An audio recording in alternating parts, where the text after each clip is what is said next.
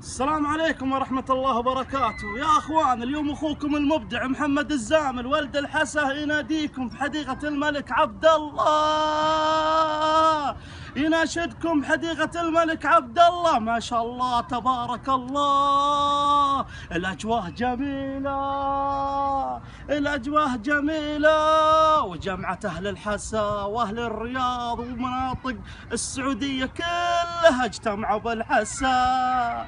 بيض الله وجهكم يا أمانة الأحساء، بيض الله وجهكم يا أمانة الأحساء. جمعتي أهل الحسا وكل ديرة بالحديقة، لا وزدكم من الشعر بيت. عندي لوز نظيف وأحمر وعلى الشار، لا ولو حصلت واحدة مضروبة ما هو طيبة لك طقم هدية. وبثبت لكم أن عندي شي زين، بثبت لكم أن عندي شي زين، أحمر وسكر وحلو زين، والحق على الزين ولا تخلص ولا يخلص الزين. بكرة تقول يا ليتني شاري من المبدع محمد الزامل ولد الحسا شي زين.